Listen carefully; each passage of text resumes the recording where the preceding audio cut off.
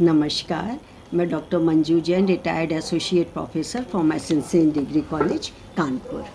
जी हाँ, मैं एक बार फिर आपके सामने उपस्थित हुई हूँ, वही प्रेरणादायक वीडियो के साथ। तो अब तक कई कहानियाँ मैं प्रेषित कर चुकी हूँ, आप लोग के अच्छे अच्छे कमेंट्स भी मुझे मिले और इस कमेंट की वजह से मेरे में और मोटिवेशन हुआ और मुझे और अच्छा लगने लगा कि मैं लोगों को लाभान्वित करवाऊँ, क्योंकि सभी जानते हैं कि हमारी प्रेरणादायक कहानी, सीखप्रद कहानियाँ हमारे में निस्संदेह बहुत बदलाव लाती हैं और आजीवन तक जन्म जितना हमारी ज़िंदगी है, फिर हम फालतू आलतू के ना तो कदम बढ़ाते हैं कि उसकी ओर और ना ही आलतू फालतू विचार हमारे मस्तिष्क में आते हैं, और आते भी हैं तो ये सीखप्रद कहानियाँ ज़्यादा टिकने नहीं देती हैं, भगा देती हैं, अपने हिस्से से बिल्कुल भगा देती हैं।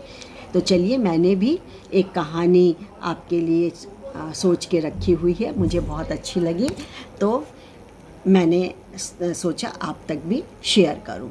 तो कहानी का शीर्षक है सकारात्मक सोच का परिणाम। जी हाँ, एक बार क्या, बहुत पुरानी बात है, एक गांव में दो किसान रहते थे, पक्के दोस्त थे, अच्छे थे और अपना गुजारा बस वो छोटे छोटे खेत में जैसे होता है अपना गुजारा कर लेते थे और आपस में खूब मिलना जुलना, परिवार वालों से मिलना जुलना, सभी कुछ था।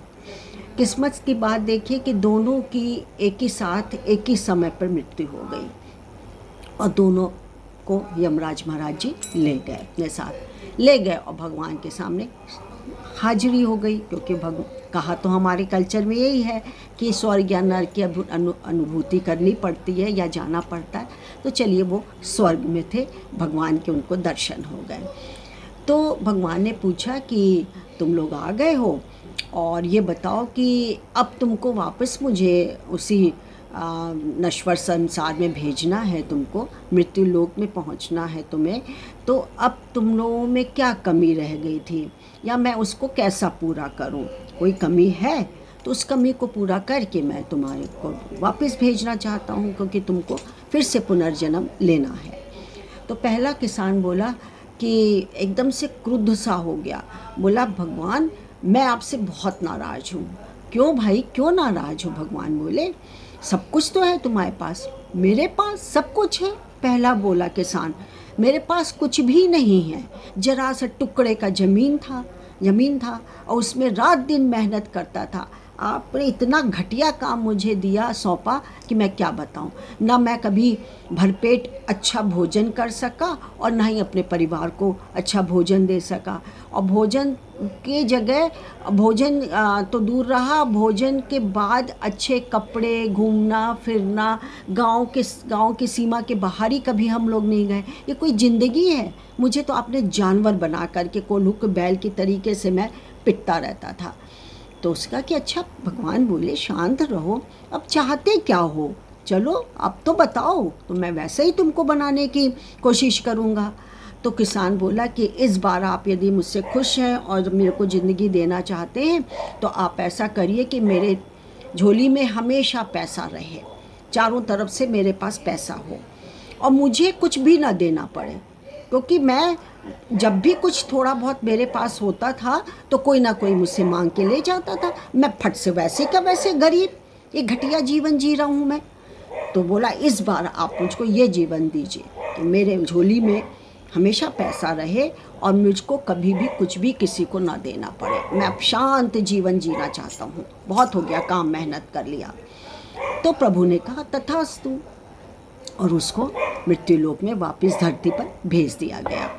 फिर दूसरे वाले से पूछा कि भाई तुम में क्या कमी रह गई थी, तुम्हारे पास क्या कमी रह गई थी, तुम क्यों नाराज़ हो और तुम क्या करना चाहते हो, तुम क्या पाना चाहते हो मुझसे? तो बोला भगवान आपके दर्शन ही मेरे लिए पर्याप्त है, मुझे कुछ नहीं चाहिए। आपने मुझे चाहे कैसा भी ज़मीन का टुकड़ा दिया, लेकिन मैं तो प्रसन्न हूँ, क्योंकि मेरा और मेरा परिवार उसी टुकड़े में बहुत खुश रहता था, मेहनत करके अपना समय और अपना गुजारा करते थे और एक दूसरे के साथ खा पी करके और ये सब हम लोग जीवन व्यतीत कर लेते थे। तो मैं तो प्रसन्न हूँ, मुझे तो कुछ भी नहीं चाहिए।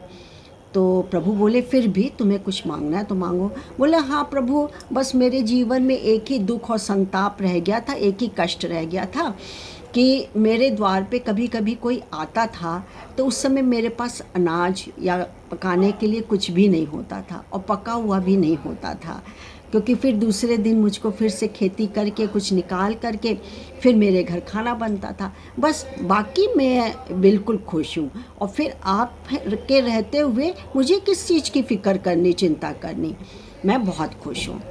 तो उन्होंने कहा कि तथास्तु, ठीक है, अब तुम्हारे द्वार से कोई भूखा नहीं जाएगा। उसको भी भेज दिया पृथ्वी पर पुनर्जन्म लेकर के। तो क्या हुआ, पहला वाला व्यक्ति था उसको तो भगवान ने भिखारी बना दिया। बोले आप सोचेंगे क्यों भैया, क्या ऐसा कर दिया? तो उसी के जैसे जैसे नकारात्मक सोच थी उसकी, और उसने कहा कि मेरे झोली में पैसा रहे और कुछ ना देना पड़े, तो उसके पास कुछ भी नहीं रहता था, क्योंकि भिखारी जो बना दिया था, भिखारी के पास देने के लिए कुछ थोड़ी होता है। और आते जाते कोई आता था तो उसकी झोली में या उसका जो कटोरा होता था उसमें कोई पैसा डाल देता था, और उसी पैसे से, इतने कम पैसे से उसको गुजारा करना पड़ता था। और दूसरे को उसने गांव का सबसे अमीर आदमी बना दिया, दूसरे किसान को। कैसे? क्योंकि उसने यही मांगा था कि मेरे द्वार से कभी कोई भूखा ना जाए, और मैं आपके दर्शन से ही पर्याप्त खुश हूँ, मुझे किसी चीज़ की कमी नहीं है।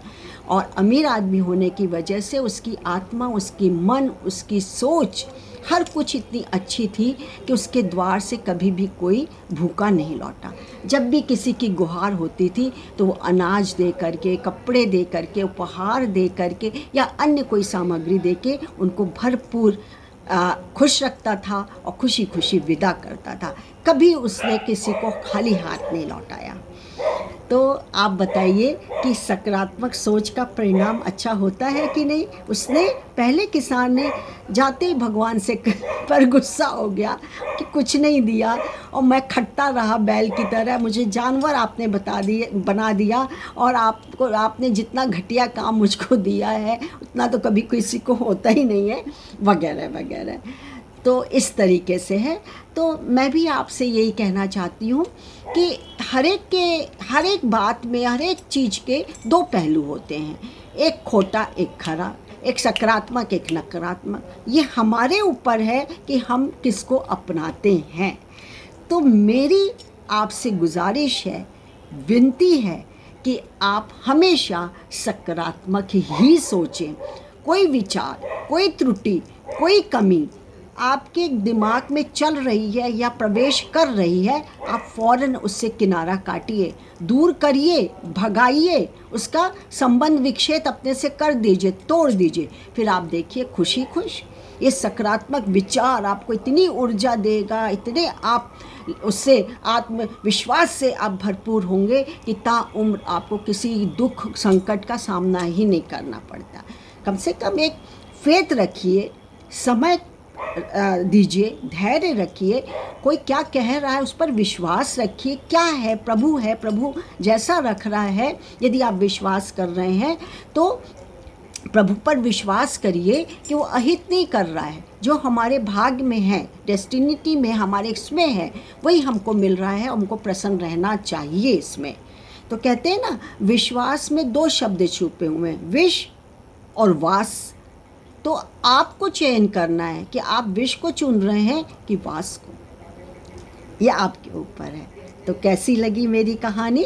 अच्छी लगी हो तो ज़रूर अपने बच्चों को भी सुनाइएगा, और उनको, और अपने परिवार, अपने आसपास के लोगों को भी सुनाइएगा, बताइएगा कि सकारात्मक सोच का क्या परिणाम होता है, और हमेशा अच्छा ही होता है। अच्छी लगी हो कहानी तो एज़ यूजुअल लाइक और शेयर करना मत भूलिएगा, और सब्सक्राइब भी करिएगा। तब तक के लिए मुझे आज्ञा दीजिए। नमस्कार। Thank you.